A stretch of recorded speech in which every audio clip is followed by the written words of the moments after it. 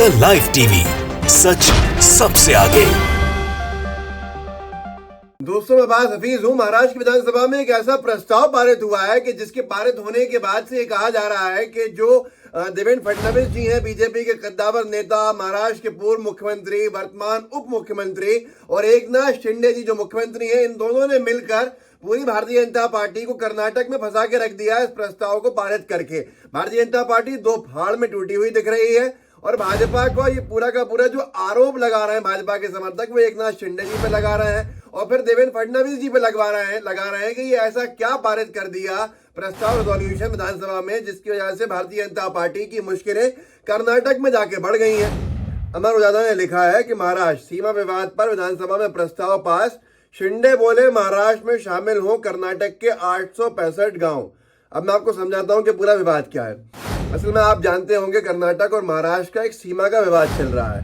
सीमा विवाद को लेकर बहुत बड़ा हंगामा खड़ा हुआ है। ये जो सीमा बेलगांव और कोल्हापुर की तरफ मिलती है महाराष्ट्र और कर्नाटक की, वहां के कुछ गांव को लेकर लगभग 865 गांव को लेकर विवाद है।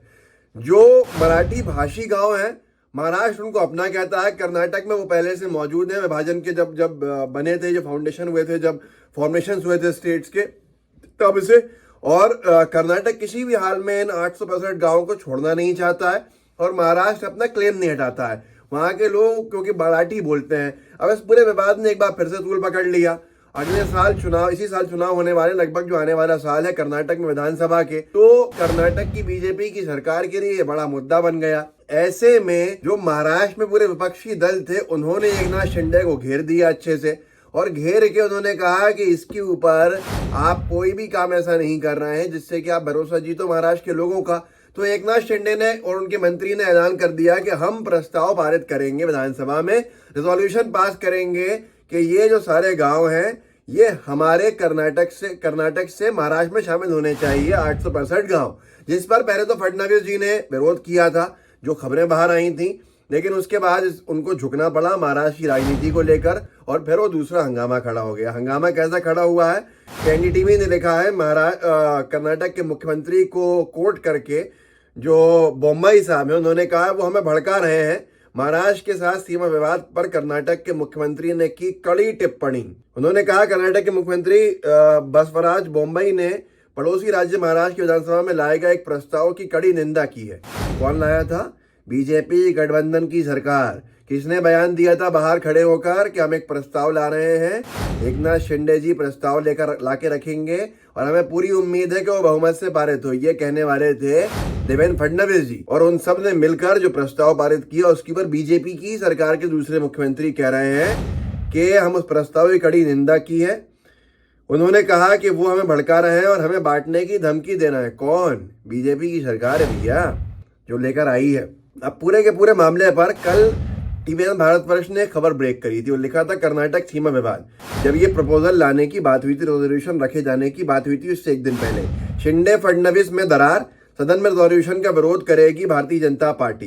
दावा किया जा रहा है कि इस मुद्दे को लेकर शिंदे फडणवीस के बीच पैदा हुआ मतभेद अब उभर कर विवाद का रूप लेता जा रहा है। कहा तो यह भी जा रहा है कि सरकार के शीर्ष पर बैठे दो नेताओं के बीच शुरू हुए टकराव से गठबंधन पर प्रभावित हो सकता है।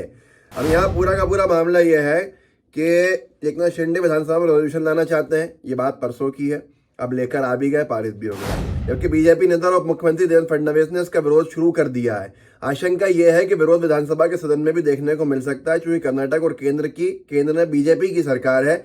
ऐसे में रेजोल्यूशन आते ही बीजेपी कटघरे में आ जाएगी। ऐसे हालात से बचने के लिए बीजेपी किसी हाल में रेजोल्यूशन रोकने का प्रयास कर रही है। और ये भी उन्होंने लिखा कि सूत्रों के मुताबिक मुख्यमंत्री शिंदे इसी मामले को लेकर आज दिल्ली पहुंच गए हैं। उनके मंत्री ने तैयारी कर ली रेजोल्यूशन लाने की। बताया जा रहा है गठबंधन में दरार पड़ चुकी है। ऐसे में सरकार में सब कुछ ठीक नहीं है। वहां कर्नाटक सरकार के खिलाफ रेजोल्यूशन पास करने के ऊपर शायद इतना नुकसान भी उठा सकते हैं कि कर्नाटक जो महाराष्ट्र का गठबंधन है यही टूट जाए। अभी तो फिलहाल उन्होंने समर्थन दे दिया है, लेकिन अगले साल कर्नाटक में चुनाव होने वाले हैं।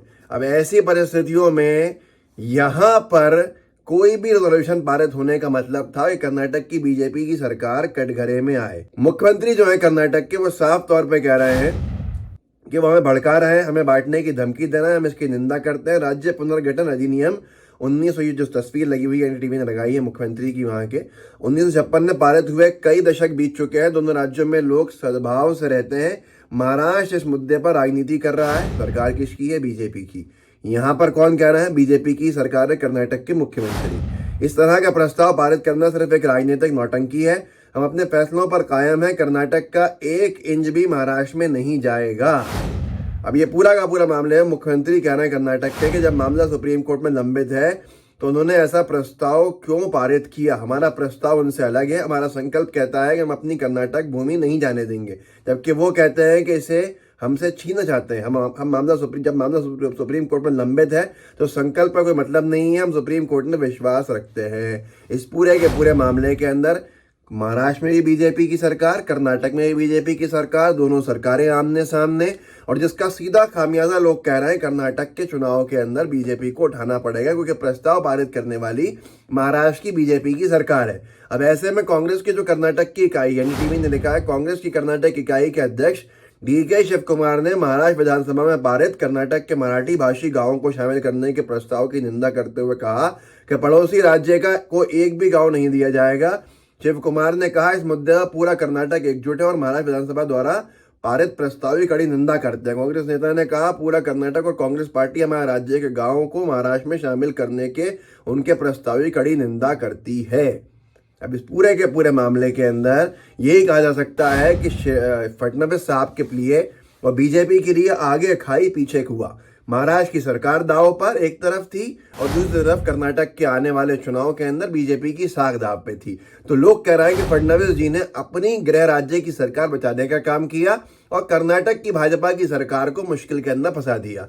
अब ऐसे में जब वो चुनाव के मैदान में जाएंगे तो वहां पर यह मुद्दा बार बार उठेगा कि बीजेपी ने महाराष्ट्र में प्रस्ताव पारित किया है कि वो कर्नाटक से 865 जो गांव है वो छीनना चाहते हैं, और ऐसे में बीजेपी को कितने लोग वोट देंगे नहीं देंगे इसका अंदाजा आप लगा सकते हैं। तो ये वीडियो में जो मैंने आपको बताया कि फडणवीस जी हो, शिंदे साहब हो, इन्होंने महाराष्ट्र की विधानसभा में प्रस्ताव पारित कर जो कर्नाटक के संबंध में था बीजेपी को 2 हिस्सों के अंदर बांट के रख दिया और बीजेपी के लिए कर्नाटक में मुश्किलें बढ़ा दी। आगे खाई पीछे कुआं ऐसे कहते हैं। इस वीडियो को आगे बढ़ाइए, लोगों को जागरूक कीजिए, लोगों को बताइए कि किस तरह की मुसीबत के अंदर भारतीय जनता पार्टी खुद ही के काम करने से फंस गई है और इसका नुकसान उन्हें कितना बड़ा उठाना पड़ेगा आने वाले कर्नाटक के चुनाव में।